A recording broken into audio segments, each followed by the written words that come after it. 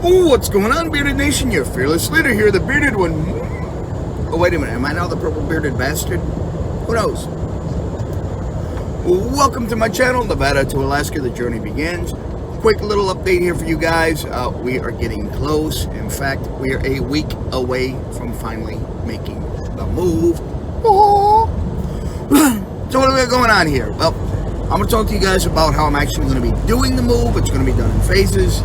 What I got going on up there. I'm going to be talking about where we are on our freight brokerage and our homestead, and maybe a couple other little things. First and foremost, I need to say happy Family Fight Day to all my American followers. Happy Thanksgiving to all my American followers. Why do I call it Family Fight Day? Well, there are more cases of domestic violence on Thanksgiving than any other day of the year. It's a fact. Check it out.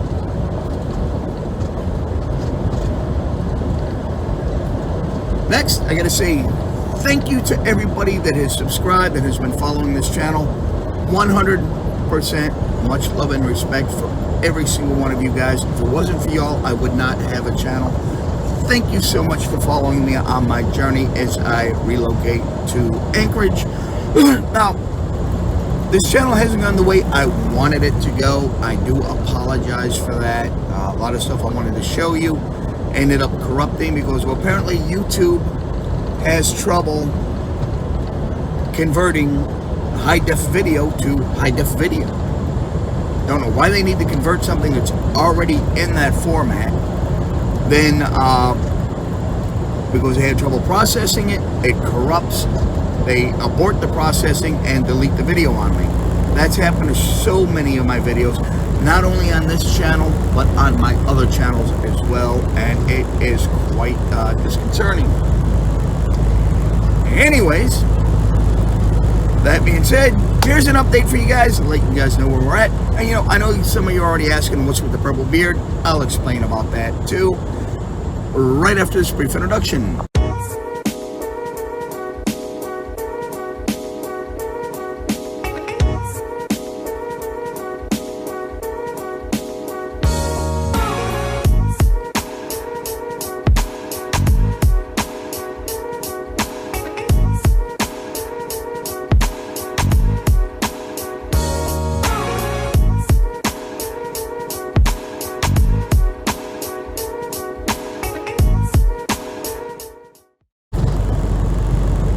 Alright, let's get the purple elephant in the room out of the way first. Or should I say the purple beard? My goddaughter is to blame. Visiting a buddy of mine, he's named me as his daughter's godfather. She's such a sweetheart. She is a live wire. I mean, this girl is the definition of a free spirit. A lot of energetic, very bubbly personality. I wish she was my daughter. I mean, sorry, Kat, but yeah, this girl, she is such a sweetheart. I call her my festive peacock. Why? Because she's always strutting around all nice and proud like a peacock. Why festive? Well, her and her friends are always dyeing each other's hair. She's 14 years old. You never know what color her hair is going to be from one day to the next. Right now, her hair is like 5 different colors. She looks like an Easter egg. And I do call her my festive peacock. She's always so proud and so happy, and she's got all those bright colors going on. It's just festive.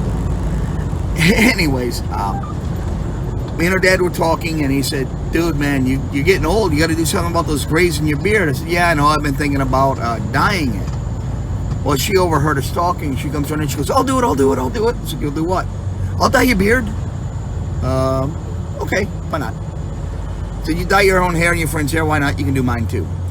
Her dad and her mom won't let her do it to them. She does her sister's hair sometimes. It's always something wild. So, okay, I'll be right back. I figured she was just going to get that spray-in stuff, that Halloween stuff that washes out when you sweat. This was October 28th, now mind you, that this happened. Excuse me. She takes off, ran to the Walmart about 2 blocks away on her bike. Comes back a little while later. She says, okay, you ready? I'm like, all right. She goes, okay, we're going to diet now. We're going to do it. We're going to do this. You're going to love it. You're going to love it. I mean, she's all excited. I mean, the energy in this girl is unbelievable. When she starts dating, oh man, these guys are going to have their hands full. Any boyfriend she chooses later on in life is going to have their hands full. But I'm like, okay, well, let me see what you got here. She goes, oh, no, you can't see it. You can't know what it is. Not until it's done. It's a surprise. It's a secret. You can't know. I'm like, okay, what did I just agree to? All right, let's do it. She goes, you got to close your eyes. You got to keep them closed for at least an hour. I'm like, great. So she washes it out. She starts doing it. And, you know, I hear everybody else in the room just losing it, laughing their asses off. Her mom walks in. She goes, oh my God, I can't believe he's actually letting her do it. And shh, don't tell him what it is. Don't tell him what it is. I'm like, uh-oh, I'm in trouble. That's all I said was, I'm in trouble. Everybody starts losing their ass. Like, yeah, if you only knew. I will in a little bit, apparently. About an hour later, she says, okay, go take a shower. I'm like, what? She goes, oh, you got to wash the extra out. Get rid of the extra, the excess. You got to go take a shower, get that all washed out of your beard. I look at Jim. Jim's like, yeah, dude, just use the shower. Go ahead. It's all good. Don't worry about it. Okay. I walked into the bathroom, and y'all, I absolutely lost my shit. I was doubled over laughing so hard. I whacked my forehead on the vanity top. For those of you millennials that don't know what a vanity is, that is what is the sink is called in your bathroom. It's a vanity sink. I whacked my head on that. I was doubled over laughing so hard. Went in, washed it out, shampooed it, conditioned it, you know, did everything I was supposed to do. Got out, and oh my God, the color purple it was that day. You know what? I'll show it to you right here. Sorry for the extreme close-up, but yeah, that was it. That was how bright it was a month ago. A lot of the colors washed out over the time. I wasn't expecting it to be a semi-permanent hair dye. It is. And you know what? I actually like it. I like the color of it. And you know, I'm going to re-dye it. I'm going to keep it purple. Well, actually, for Christmas, I'm probably going to dye it green. Maybe dye my hair green. Do the whole Grinch humbug type thing. Well, you know, it's just another holiday to me. I mean, yeah, Christmas does have meaning. Does have a lot of spiritual meaning to it. But the day itself has just been so commercialized. It's all, what are you getting me for Christmas? What are you getting for me for Christmas? You know what I want for Christmas? President Trump back. Oh, you know what? We're not going to discuss politics on this channel. Trying to keep politics out of it. Although politics are the reason the country's in the trouble it's in. But that's for another discussion on another channel. So, what do you guys think about that beard? Leave a comment in the description below. Let me know. So, anyways, and then I had to go to a wedding on top of it with the beard like that. The comments, everybody loved it. Heard from everybody. Dude, cool beard. Love the beard. Love the beard. Love the beard. I flew up after the wedding. I went up to Anchorage for 2 days because I had to get my furniture delivered to my house. Yes, I do have a house in Anchorage. I rented it back in July. I've been paying on a rent on a house I haven't been in yet, except for 2 days earlier this month. While I was waiting for my furniture to come in. Now, house is almost fully furnished. Got the bedroom set in, got the living room set in, got the dinette set in, got 2 TV sets in. I got my internet set up and running already. Got my cable TV up and running already. Oh my God, is the internet cable TV so expensive up there? $175 a month for internet, $125 for TV. Eesh. So I'm looking at $300 a month right there.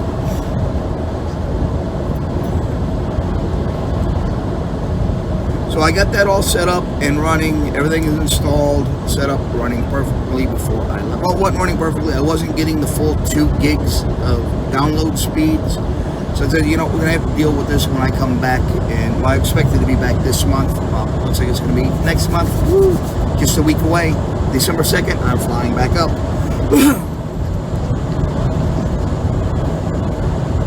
So you know what?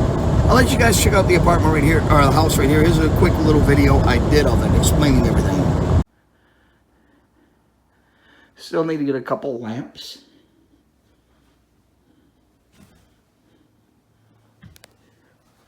One of the things I like about this house is it's wired for 2 phone lines and network internet and coaxial cable in every room. That room back there is going to be the office. There's nothing in there right now.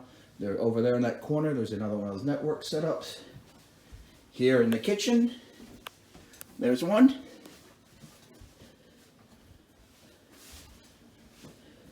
Of course, the kitchen.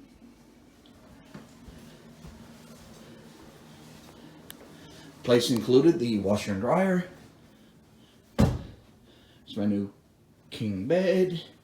My small little TV for the bedroom. The nightstand. Still gonna get a set of lamps. Master bedroom or master bathroom with Jack and Jill sinks. Let's see. Yeah, that's pretty much it. Now I just gotta get me a office furniture, office desk, and all that stuff for the room that's gonna be the office, and we will be good to go. Oh, I can't wait to get moved up here permanently. I mean, yeah, it's not the Taj Mahal, but hey, it's all I need. It's just me, for now. But back to the beard, and my trip. Being at the airport and flying up to Anchorage, I had people, even on the flight, wanted to take pictures of the beard. One woman, she's like, she keeps looking back over her seat at me, just grinning her ass off. I finally said, what? She's like, I love the beard, man. I'm talking to my son right now. She's texting her son. She's like, can I take a picture of it to send to him? Sure, why not? Just take a picture and send it to him. She's like, yeah, he's always saying he's thinking about dyeing his beard. I want to see him do that. I'm like, okay. So anyways, at the airport, even up around Anchorage, had a lot of good comments. Some of the shippers and receivers I've been to since I got back, I've had a lot of great comments about it, walking through the store. Love the beard, man, love the beard. Now I met a young woman up there in Anchorage. Because of the beard, I got a date. I'm going to be 49 next month. She's 27. And we actually met in traffic, coming up to a red light, slowing down. Car next to me smokes his brakes, backs up. I'm like, what the hell's this idiot doing? She points over at me. She's going,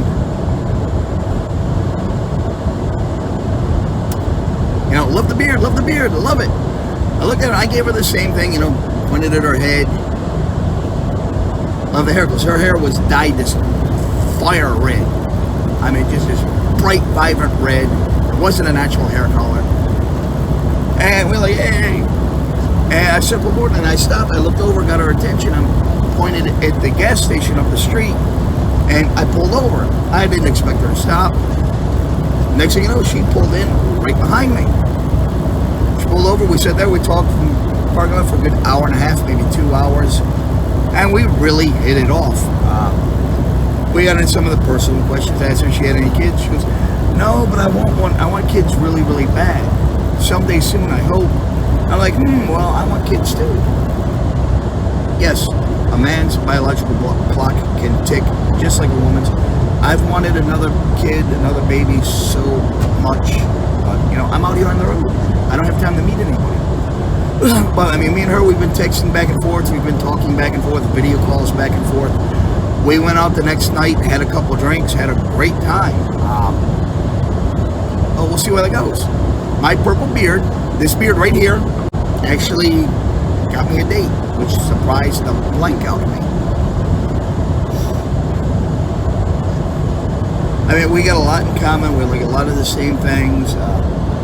I made some comment. I forget what it was. I said offhand it had something to do with the Monty Pythons and the Holy Grail. She came back with another comment from the movie, and it was great. I mean, we just instantly hit it off. We instantly bonded. A lot of stuff back and forth. I mean, we've got a lot of the same interests. We both like to hunt, fish, hike, camp. We both like target shooting. We both like Monty Python. Her sense of humor is great. She's a nice, carefree personality, like moi. So we'll see what happens, see where it goes. She can't wait till I get back up there. She can't wait till I get back up there to see her. So, hey, I can't wait to get up and see you again, honey.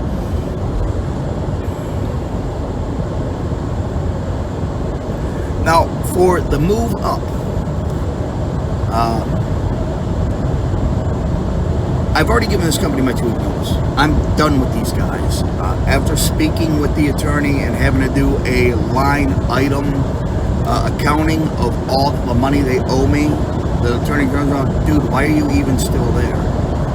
Right now they owe me over $22,000 in unpaid revenue, unpaid detention, 21 days of breakdown pay, 77 3/4 hours of detention pay, 3 unpaid referral bonuses, $1,500 each. They've stolen over $9,000 from me on their fuel discount scam by not charging, by overcharging me for fuel purchases. 145,311 miles I was underpaid on in the last year and a half. Still fighting with them to get that. I just had 13 hours of detention the other day, so the first 2 hours are free, so they owe me 11 hours of detention, $275. And I actually went in and talked to my dispatcher about it. I mean, I'm always back and forth with him. Where's my money? Where's my money? Where's my breakdown pay? 21 days of breakdown pay at $150 a day, 77 3/4 hours of detention at $25 an hour. Like I said, 3 unpaid referrals, driver referrals at $1,500 each. Everything was sitting there and calculated. They owe me over $22,000 right now. When I was talking to him the other day about the most recent detention from now going on 3 weeks ago, I said, see there, I told you it was bullshit. I walked into his office and said, see, I told you it was bullshit. He goes, what's that? I said, remember when you said 2 months ago that the new way that they're doing detention is it's supposed to be approved automatically and paid in that settlement right then and there? He's like, yeah, that's the way they do it. I said, funny, 3 weeks now, and I still haven't, well, 2 weeks now, I still haven't got my detention pay for this load. He said, what load? He looked it up. He's like, yeah, I approved that. Well, I haven't got it. They owe me $275, and he goes, no, it's not that much. It's only going to be about maybe $50 to $75. Because how do you get that? I said, it's $25 an hour, industry standard. The one detention that you actually paid me, the 2 hours detention you actually paid me for this year, was paid at $25 an hour. The detention that I got last year, the couple that I did actually get paid for, was $25 an hour. He goes, yeah, they're not paying that much anymore. I said, well, they got to. I mean, I'm like, dude, don't forget, I am, excuse me. I said, dude, don't forget, I am a freight broker myself. I know how this works. I've been driving for more than a minute. I've got a decade under my belt. I've got a couple million miles on the road. I'm not some rookie that you're going to jerk around and screw over. I know what's going on. I know how these things work. I need to be paid what I am owed. That's why I'm leaving the company. But I don't want you to leave. I don't want you to leave. You're one of my top 3 drivers. I mean, you and 2 other drivers are the top 3 every single week. The top 3 guys is you, this guy, and this guy. Now keep in mind here, their dispatchers here, fleet managers, driver managers, whatever you want to call them, they are not like they are in other companies where they get paid a commission based on how many miles each of the drivers drive every week. So they're not out there pushing drivers to do things. I've been to companies where dispatchers say, you have to do this, you have to do this, or else, blah, blah, blah. I'm going to have you fired if you refuse to do this. Fire me, I don't give a shit. It's illegal, I'm not doing it. I'm going to be taking this up with safety department, and I have to, I'll take this right to the DOT. hung up on them while they were in the middle of saying something. They called me back and I just freaking hung up on them again. Said, I'm busy. Click, and called back and talked to safety and told them, hey, look, I get this dispatcher trying to get me to do something they know is illegal. I told them I'm not going to do it, and they're threatening my job. Don't worry about it. We'll take care of it. You're doing the right thing. And that dispatcher's been mad at me forever, and I didn't get any loads from him for a couple days. Well, you're on a 34 now because you refused that load. You can't refuse to do this. What the fuck, I can? I've left companies because of that. I've reported companies to the FMCSA because of that crap.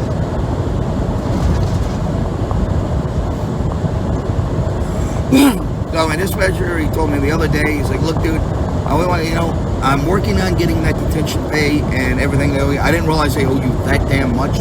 Because I sent him an email with a line item. This date for detention, my time in, my time out, what I'm owed.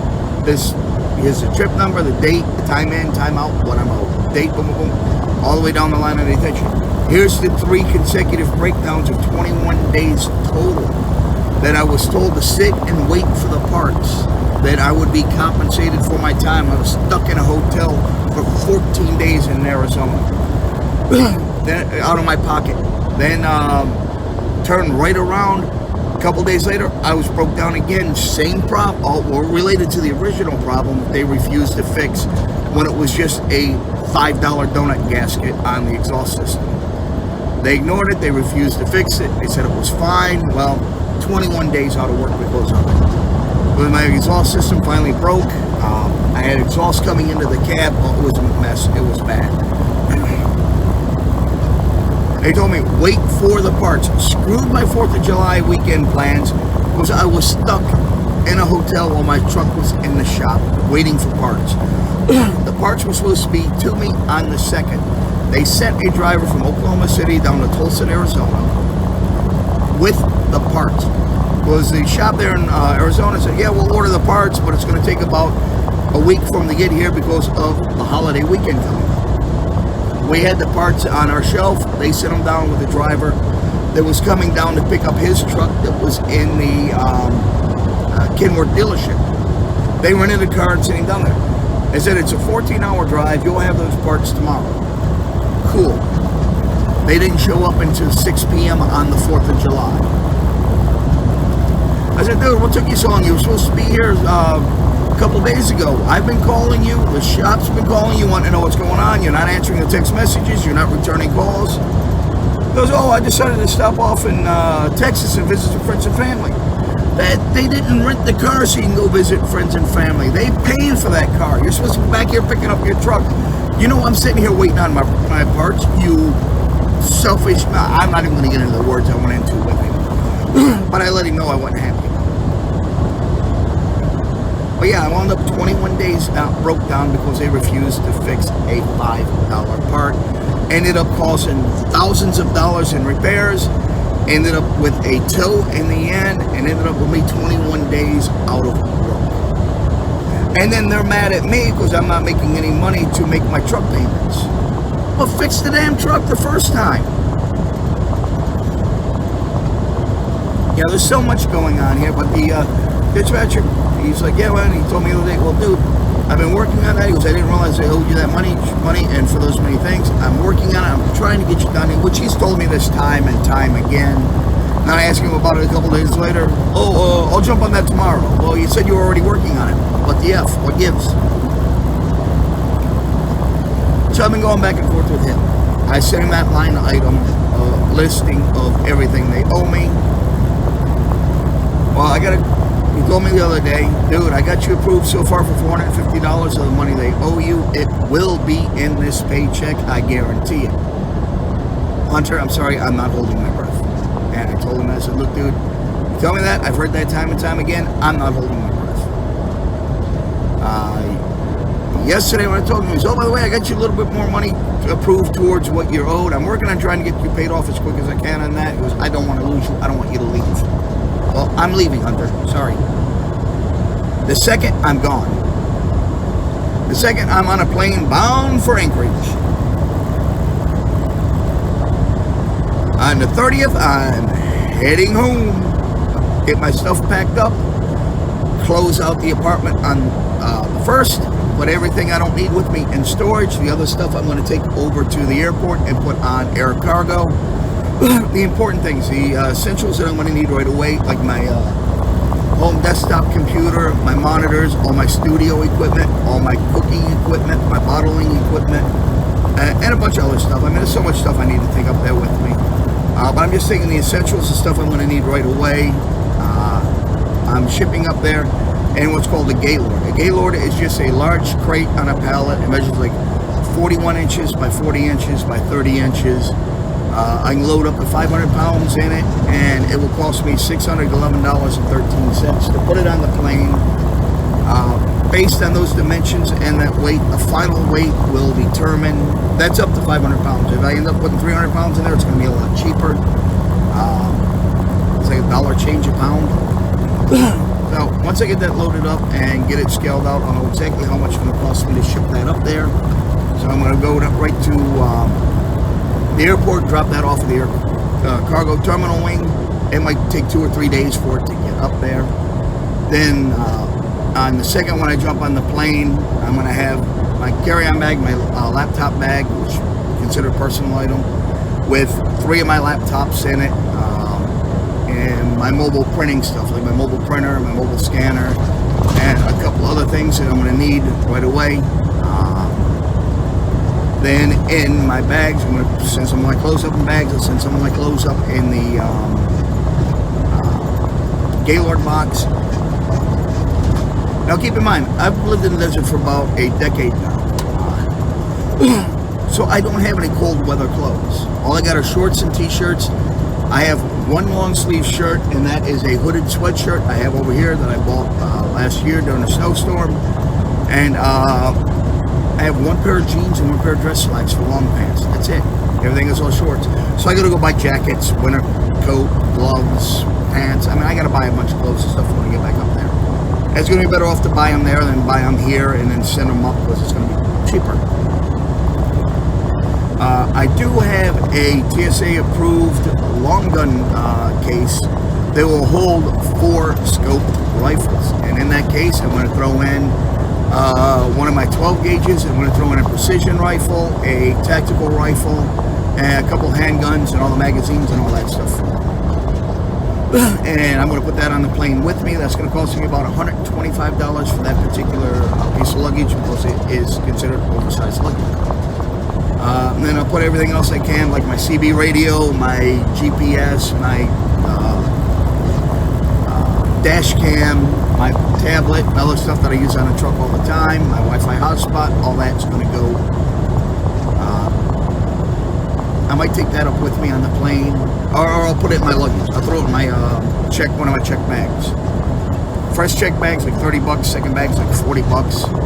Oversized is like $125, $150. So yeah, I'm going to ship all that up there at once, take that up there with me, so I can save a bit of money. Everything else is going back into storage down here in the lower 48, down in Las Vegas. I do have a lot of stuff in storage as it is. I have an 8x10 storage unit that's just about jam-packed, so when I come back down in the spring, I'm going to have to sort through it. A lot of other stuff I really don't need anymore, and I just throwing it in there to get it out of the way, and so a lot of it I'll be cutting down on getting rid of. But I'll worry about that later. Right now I just want to get the essentials up there, get my computers up there, get what clothes I have up there, get my cooking utensils up there, get the basics and the essentials, the stuff I need for work.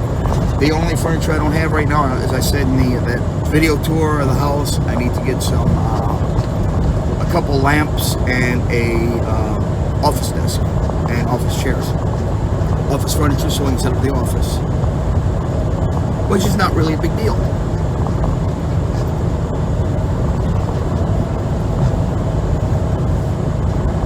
So we're working at it, we're pecking away at it, we're getting up there, and we're getting really, really close to the move. Can't wait to finally get up there. It's going to be interesting when I get home, though. I'm probably going to have about 24 inches of snow to scrape off the steps leading up the house so I can get into the house. And I should have left the shovel outside, but I put it in the coat closet because I didn't want it to grow legs on me.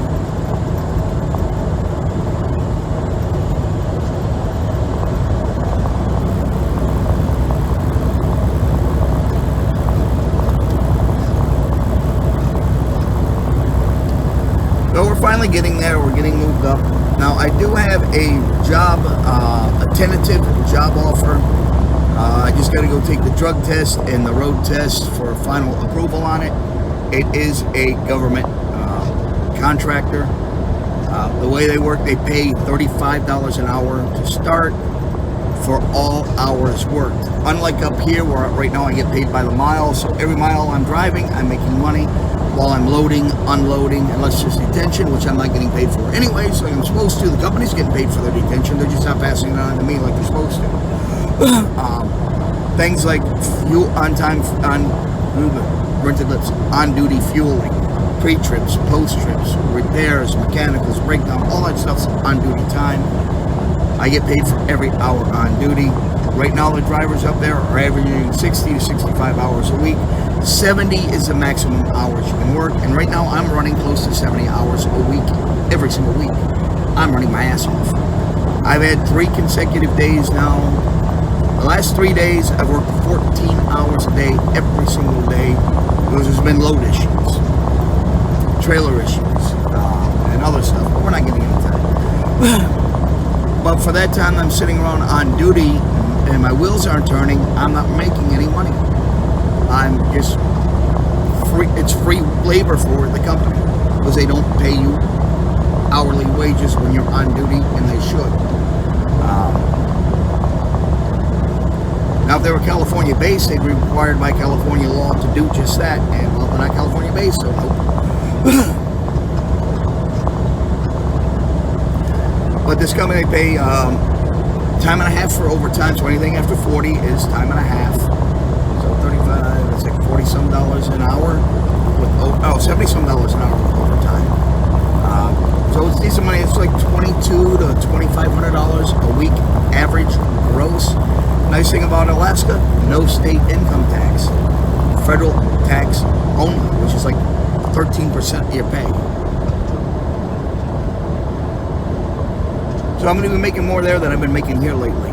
This week's paycheck was $1,200. Last week's paycheck was $600. The week before that was $800. The paycheck I'm expecting this week, I'm actually expecting, is about $1,450 roughly.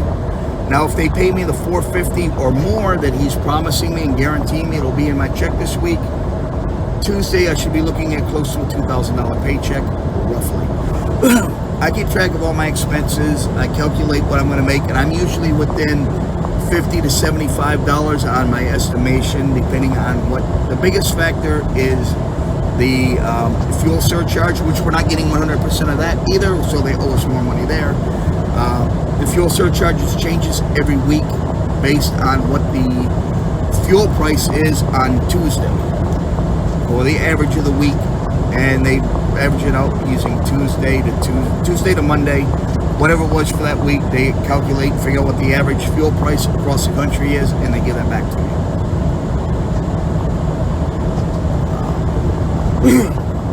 So we'll see how that goes. But yeah, I'm normally within $50 to $75, or maybe as high as $100 off. But I know generally what I'm going to get paid every week. So if I do get this $450 or more that he guaranteed me $450. He said he got approval on a little bit more of it, but he just didn't say what it was or how much it was. So we'll see how it works out and what happens. And I hope the hell it's there, because I am going to need it. Because I got to get up there. I'm going to have to rent a car for a couple days until I get another truck and get working. I'm going to have to go buy groceries for the house. I got a lot of stuff I got to do up there. Yet.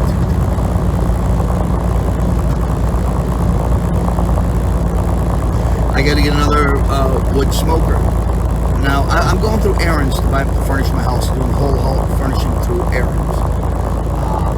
I also got a horizontal offset pellet smoker from them.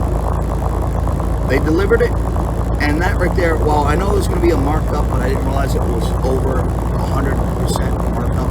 The unit sells for $475. They were charging me almost $1,200 for it, not including interest. If I paid it off in 90 days, it cost me almost $1,200. So actually, they've tripled the all nearly triple what this manufacturer's price is on. But when they delivered it pre-assembled, it was not properly assembled. The legs, the screws for the legs were loose. I didn't think to check those. The bottom shelf has bolts that go in all four corners to support the legs and give them the rigidity. Two of the bolts were left out, so bolt on one corner and the bolt on the opposite corner, kitty corner from it, were both off, so that thing was just twisting. I got it, threw in 5 pounds of pellets, fired it up, did the initial burn in, you know, to burn off all the Cosmoline and the other protective stuff that they put on it to protect it during shipping, and while it's sitting around waiting to be sold so moisture don't get to it, and to cure the paint more. Did that. I threw in 2 racks of ribs and a 7-pound brisket. Dumped in another 25 pounds of pellets. I filled up the pellet hopper.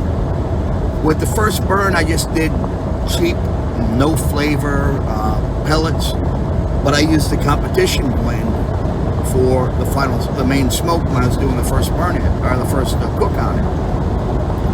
Sitting inside, a little while later, I heard this loud bang and crash outside. What the hell? So I went and looked out the window next to where the grill was, and the grill was upside down on the ground. Meat was spilled out of it. I'm like, what the hell happened? I run out the bottom panel. That's when I realized the bottom shelf was missing 2 screws. The legs were loose. Now they're all bent and twisted. With all the weight being on one side of the grill, the pellet weight and everything, that box offset to the side, it just finally teetered over on that side under its own weight, collapsed, rolled over, and spilled all the meat. I already made the first payment on it. I called them up, they came out, they picked it up. They did not refund me my first payment on it, which I don't know how I feel about that. Personally, I think I should have got it, but at the same time, they did deliver it, I did use it, but it wasn't properly assembled. So who knows how that's going to work out.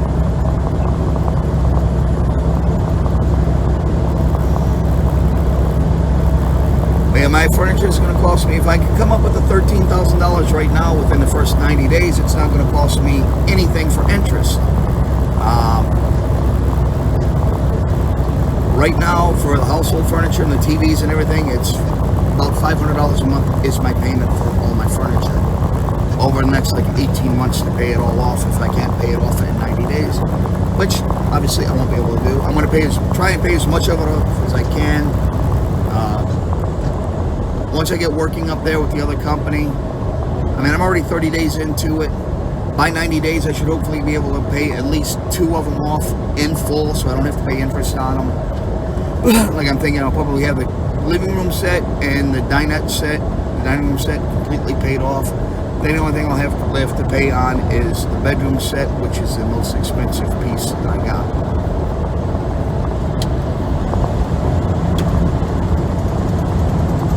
Actually, $13,000 is with the interest at the end of it. I figure what it'll be in the beginning if I pay it all off up front, if I pay it off within 90 days.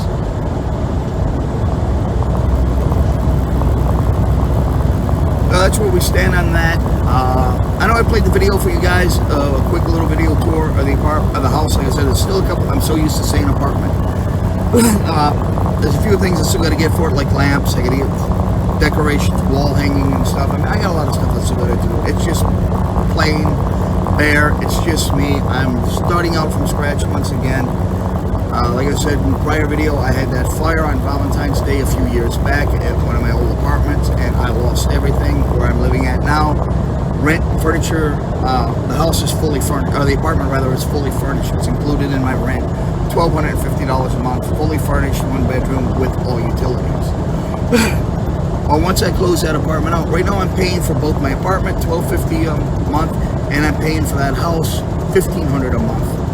You got $500 a month I got to pay for the furniture, my internet and TVs, like $300 a month. At least I'm gonna have to make a payment on that until January. They gave me 60-day trial on it. Then my utilities, gas, electric, trash pays quarterly. That's $75 every quarter. My electric bill right now has been about $50 to $60 a month. My Gas bill has been about the same, but when I'm there and using everything, actually using electricity on that, it's going to go up, because I was there for a week earlier this month. My bill's gone up a little bit. I think like $80 right now for my electric. Gas, not that much, because I just keep the temperature set at 68. But I turned the hot water heat down to low, trying to save energy a little bit. When I flew out of there, I unplugged the refrigerator, left the freezer and refrigerator open. Anything that draws power, like I unplugged the modem, my router, I unplugged my TVs, I unplugged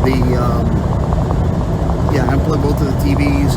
I unplugged the network switch that I had to install to get all the network jacks in the house working. The tech that they sent out to do the install told me it was impossible to get all the network jacks to work. They don't know why. Something's broken. They can't get it to work. They've never been able. They've tried many times in many houses, and they can't get it to work because you need a network switch. Hello.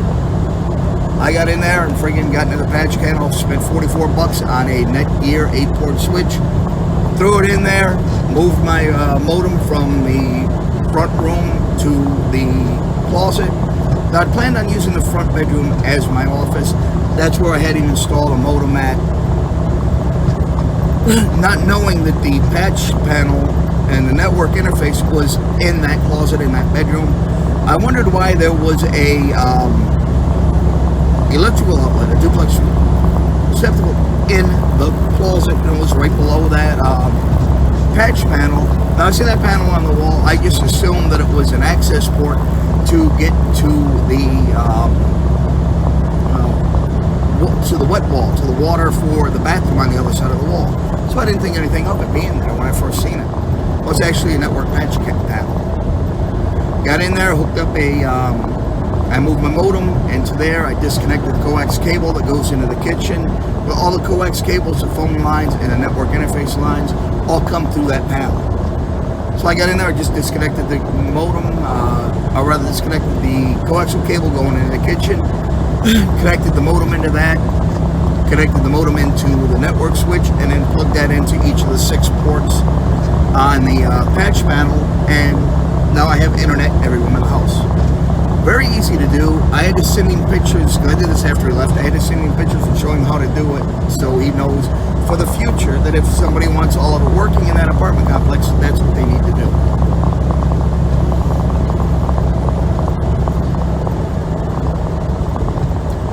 It's getting dark here, so I want to try and speed through the rest of this here for you guys. I do apologize about the darkness. It's 5:45 now, 17:45. So yeah, sun's going down, and you might not be able to see this pretty face too much. Hopefully I can lighten the video up a little bit with the editing suite. I'm getting a little better at the editing, but still got a lot to do there, a lot to learn. So, with my freight brokerage, I think I started talking about this a little while ago. I had the 3 shippers that I thought I was going to sign up with at the beginning of the year. These places I go to regularly, and I've gotten fairly friendly with the office staff there at the shippers, and I mentioned to them earlier this year, hey, you guys know I'm going to be moving out of driving here shortly. I just got my broker authority, because for health reasons I'm going to have to get out of the truck at the end of the year. What's it going to take to put some wheels under some freight and move some loads for me? They're like, well, here's a couple lanes. Give us a quote on these lanes. I give them a quote, which now, I mean, they're not going to be valid now, obviously. It's been a year. I said, well, yeah, I can do this and this for you. They said, all right, yeah. Where's the contract? We'll send it upstairs and get it signed right now. We like the way you work. We see you in here all the time. You've actually helped us out with a couple trailer moves and stuff in the past. There was a couple incidents there where there were other trailer issues where I helped them out with our trailers, fixing our trailers so they can load them. And to the point where I walk in, hey, did you see trailer such and such out there? Yeah, what's it need? And I'd go fix it for them real quick. It was a simple minor fix that I can do myself, and I had what I needed to do it. And they love it, because now they don't have to have the liability of having some outside repair center come on in there. damaging something or overcharging. I only do it to our own equipment. There was one piece of foreign equipment that I moved. That because a woman broke her airline and was stuck blocking the entrance to the docks. They only had 4 docks, and she had them all blocked. So disconnected her, dropped my trailer, moved her trailer off, put it on the door, then turned around and grabbed her loaded trailer and moved it over to where she could get to it, where she could back up under it in the side staging area, so that the repair guy can come out and replace her 3-way. And then I grabbed my trailer, pulled in the rest of the way, and they were so happy that I moved that I opened it up for them. So I walked in, they're like, yeah, we're not loading anybody right now. There's a truck broke down, it's got all the docks blocked, and those 4 docks are on the docks. I said, I don't know, I just took care of that for you. So what do you mean? I said, I just moved those broke down trailers and moved the truck out of the way, so I can get in the lot. Like, really? You did that? They come out and they look and I'm like, holy shit, thank you. It would have been nice if they offered me something for doing it. Well, yeah, they were really appreciative of it. They even called the company, let the company know. They gave me a good review with the company, saying, hey, this guy went out of his way. He just helped us out big time here. Because of him, we can reopen our docks. The drawback was my damn load was double brokered, and somebody else picked it up before I got there. Somebody picked it up early that morning. So I lost that load. Went through all that work so I could load, and I didn't have a load to load. It happens. But yeah, these 3 shippers, they sent the paperwork up to the upper management to get signed, and they said, well, he hasn't been in business for a year yet. Come back in a year and we will sign him for him. We'll do it. We'll get him set up here and squared away. Now, one of the shippers I was in a couple of weeks ago, I go behind the counter, hey, Bear, what's going on? Is your broker a year old yet? Are you ready to start moving freight for us? I said, if they'll take me now, I'll start putting wheels under it. I've got a lot of trucks looking for freight, but I just don't have any freight to put on them yet. She's like, let me call upstairs and see. When are you going to be a year old? December 27th is my 1-year anniversary. Let me see if I can get them to move on it now. And they still won't move on it. And it's got to be a year. Company policy got to be a year. There's no exceptions to it, which is fine. So I will get back in touch with them in beginning of January, and hopefully I'll get those contracts signed on those 3. I have about 4 more right now. I've talked to recently, shippers that I've been going to quite frequently lately, and they're going to send me over some lanes so I can build some quotes for them. So they said they were going to. I haven't received them yet, but they said it'd be a couple days before they get it over. They said next month they're going to be looking for more brokers. So we'll see. Hopefully they'll send me over the lanes so I can give them some quotes and I can get those 4 contracts signed there and get more freight moving. So that'll give me 7 contracts.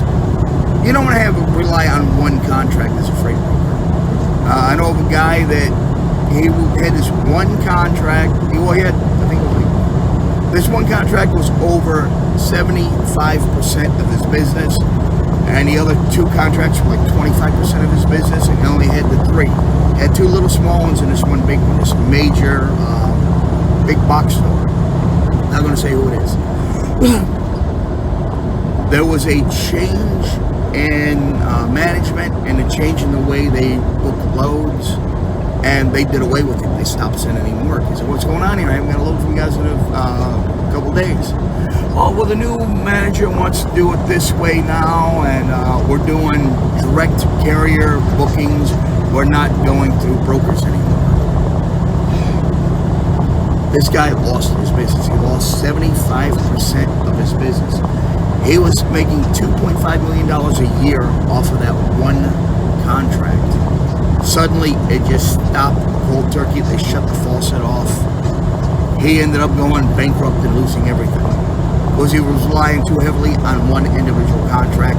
And he had those 2 extra little small contracts that he said he wasn't getting that much work out of them. Because on occasion he was getting work out of them, and even they were slowing down a little bit.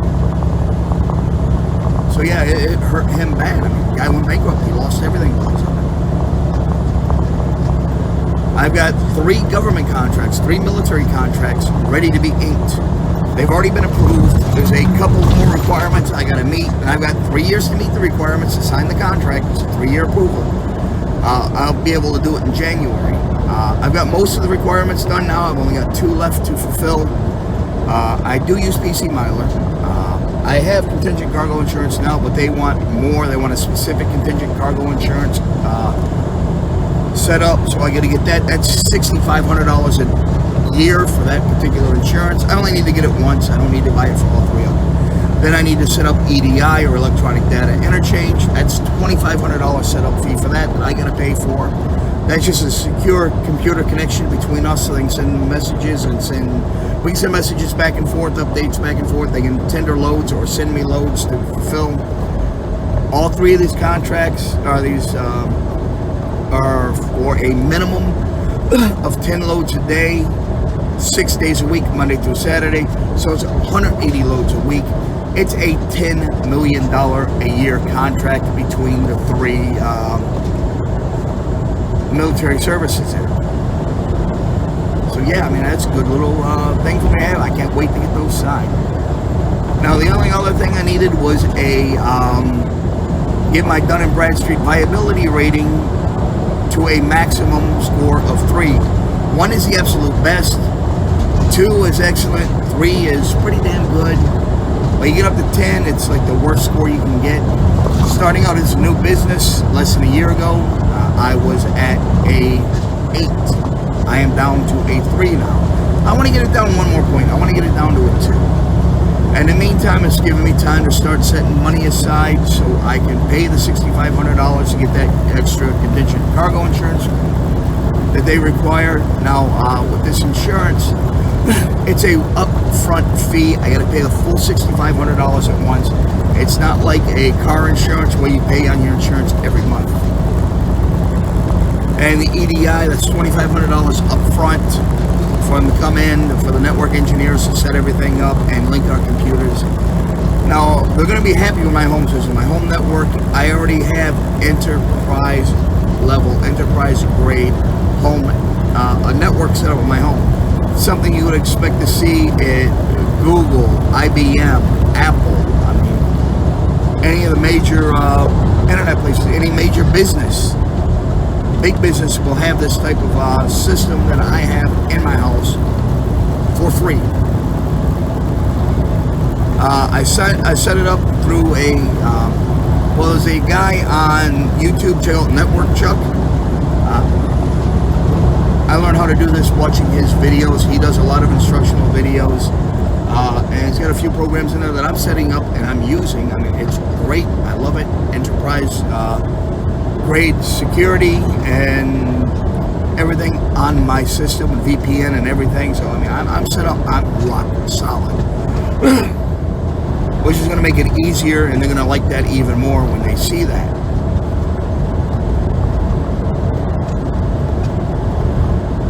So what I have to do, and then drawback to EDI is, I mean, yeah, it automates the system quite a bit. It's a lot of one-click type stuff. It makes it so much easier to receive the loads, accept them, get them booked out and everything, and get them loaded and processed. Now,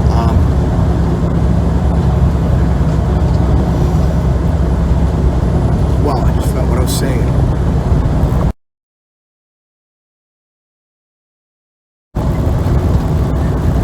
Oh, that's what it was. It's a $1.76 for every single load that's tendered. Every time they send me a load, it doesn't matter if they send me a bulk dump of 1,000 loads, or if they send me 1 load. For each and every single load, it's an individual message. It's a $1.76 fee for it to pass through the network. So each one of them sends me 10 loads a day. That's $17.60 for each of the 3 of them that I owe for EDI transfer fees. If they send me 100 loads, one of them all of a sudden sends me 100 loads, I owe $176 for that day. Now, it doesn't matter if I accept all of them, if I only accept 5 of them and reject the rest of them. I still got to pay for each load that was sent to me, whether I accept it or not, which is kind of stupid. But keep in mind too, these network costs and these systems, they're rather expensive to maintain. So yeah, I can see them doing it. So that's a fee that's going to add up rather quickly. And something I got to be mindful of. Now, if one of these military contracts send me 100 loads, I mean, we're going to end up in a war somewhere here. With the way this administration is going, we're going to be back in a war somewhere.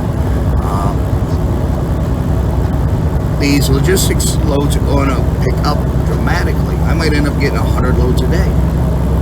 Let's say they're sending me 10 loads this week, 10 loads this week, 10 loads this week, and all of a sudden, let's see what this guy can do. Here's 100 loads.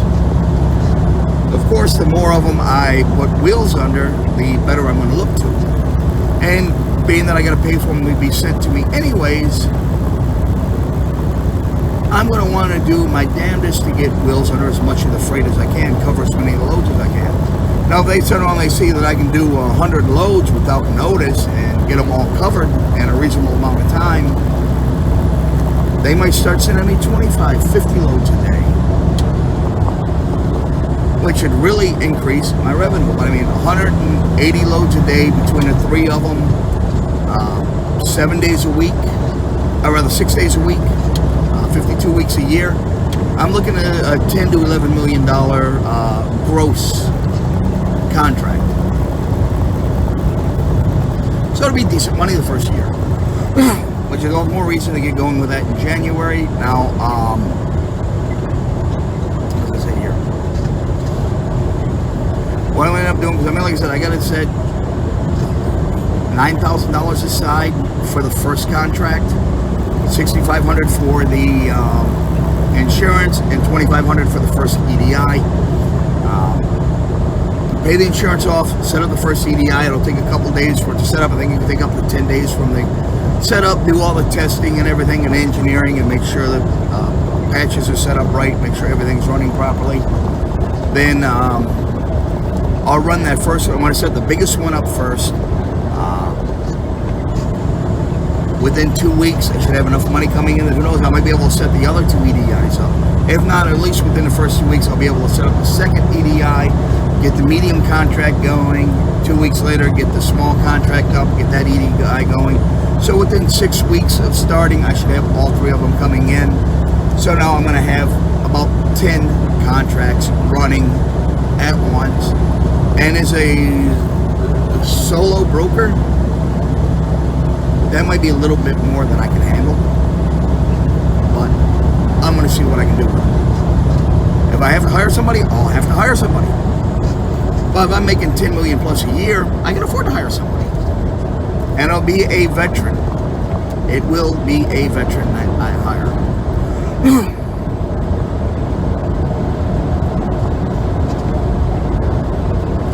So we're getting there, y'all. We are getting there. We will be there in a little over a week. Today is the 25th, so the 2nd is, exactly 1 week from today. Wow. Woohoo! Can't wait, can't wait, can't wait. Alright guys, it's getting dark, it's getting harder to see this pretty face, so I'm going to clip it here. Love every single one of you. Hopefully I've been able to earn your subscription. Please click that subscribe button, ring that notification bell so you know when I upload new videos. And now once I get up there and get situated, videos will be more forthcoming. They'll be coming out more regularly because I will have a viable internet connection so I can upload, and I can even go live stream for you guys. Alright guys, don't forget to hack YouTube today by smashing that thumbs up. Let YouTube know, hey, I approve of this ass hack. Did I say ass hack? I meant asshole. Anyways, that's it for now. As always, guys, keep it between the ditches. Keep the shiny side up, the rubber side down. I'll see you out there in the pasture, and go Army, beat Navy. Ladies and gentlemen, our national anthem.